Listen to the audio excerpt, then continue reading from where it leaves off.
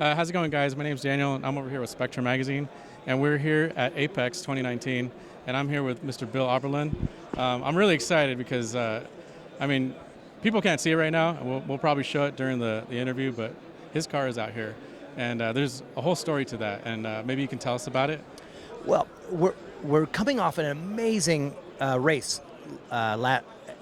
Kind of ended our season. It was Petit Le Mans. It was a 10-hour race, and it was nose to tail, Mercedes, Audi, BMW, and we're driving the BMW M6 GT3, and we led a lot of the race, and on the last lap, we were in second place behind the Mercedes, and with 5 turns to go, I passed, went through, we won the race. So many milestones were hit for me personally on that moment, which was, I won Petit Le Mans, it's the 3rd time I've won it. We finished second in the championship. Because of that victory, it moved us to second. And then that was my 60th win in sports car racing, which makes me the most winningest sports car driver, tied with Scott Pruitt of all time. And who would have thought that? A California kid would have something that would be that neat. And now I'm here in the Liqui Moly booth, right? So, and you wonder why we're here. It's only because when you're striving to race, you're striving for anything that gives you a competitive advantage, whether it's more power because of anti-friction oil that you might put in, or something that's more reliable. And when you're with Liqui Moly, you've got the best of both worlds. We run it, we race it, and it is dead reliable. I was saying for 10 hours, these turbochargers, catalytic converters, mufflers, glowing bright red, and we gave it all we had, and it just hung in there the whole race. You know, it's awesome. And again, we'll play it as things are going, but I think it's really exciting to see the car, and you tell me, but it looks like it came right off the track right now. And I'm guessing with everything that Liqui Moly does for you guys, I mean, it's all about the oil, right? Like, nothing works without the oil and all the additives. And to see the car just as it is, I mean, it's pretty awesome.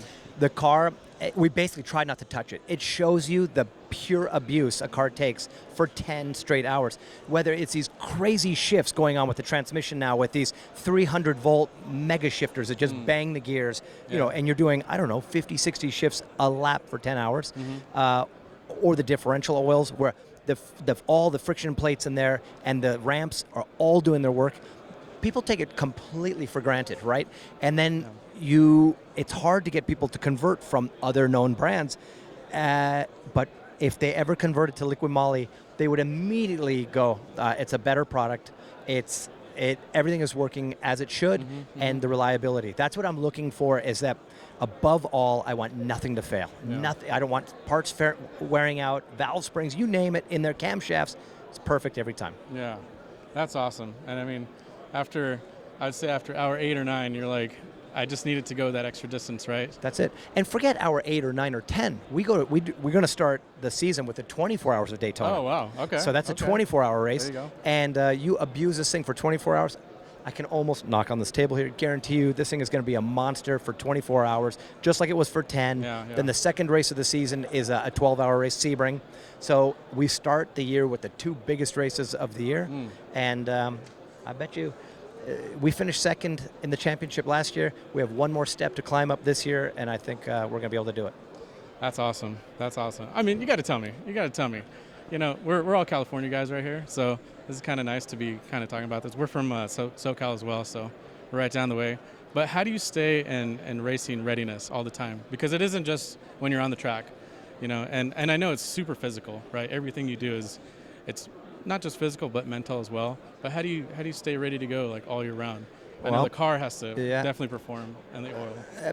People think you drive a race car, and I drive a street car every day, and I'm not sweating my guts out or whatever, and not dying. It's not like I'm running a marathon, but they don't realize it gets extremely hot inside, and it does. The G-forces add a huge amount of physicality that they don't realize. So you're doing 3 Gs through the corners. The cars there were certain races where I'm 130 degrees around my head, and you're almost at the point of passing out in the cars. We had a race in Lime Rock where when I got out, it took me forever to get my heart rate down. Your heart rate's zinging along, trying to move the blood, trying to cool you off.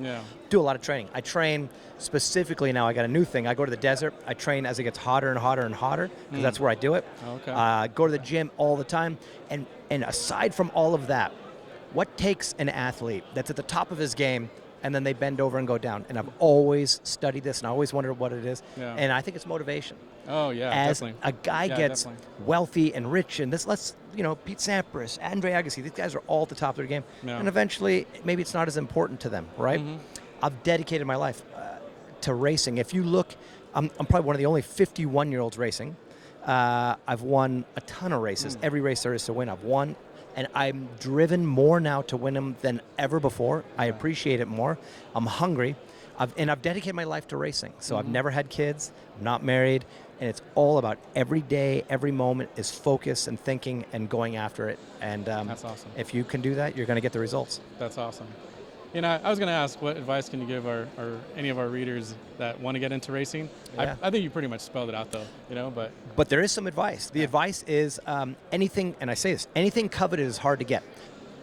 You can't just go and want to be an actor and be Tom Cruise and think that everybody's going to be a Tom Cruise, right? Exactly. Same with car racing, same with football, same with basketball. And always at that moment when you're trying to get into the sport and it's costing you a lot of money, a lot of challenges are you're coming your way, and these are all put there to have to make you get through them to get to the other side, right? And right when you think, I can't go on, this is breaking me, this is too difficult, that's the wall you have to push through. And on the other side is all the good stuff. That's awesome. That's awesome. Well, thank you so much. I got to ask one last question, though. You know, some of our readers, we're into watches, and your watch is one of the coolest things I've ever seen. Can you tell us about it? So this is a company, like, I love watches. I don't know why car racers, we're going to go broke buying these watches. Stuff, right? I guess we love them, right? Yeah. So I have some pretty neat watch collections. Some of the best ones that I don't wear, every time you win Daytona, you get a Rolex. Oh. Every time you win the championship, you get a Rolex. Okay. That's part of the deal. Okay. Those are sitting in boxes. Those are the neat ones. This thing is one of my favorite ones. It's called a Touret. It's a guy that used to design for Cartier, went out on his own, and he built these crazy watches, mostly for like big diamond rap star awesome watches, but this one's a little different. I think at 51, I can't actually tell what time it is anymore because it's so bizarre to look at. Man, it's cool. But it's a fun watch. It's like wearing a piece of art, right? It is like wearing art. That's kind of, you know, women get to wear jewelry, and men, I think if you're into it, you wear a watch, and that's your jewelry. Oh yeah, you know, I totally agree.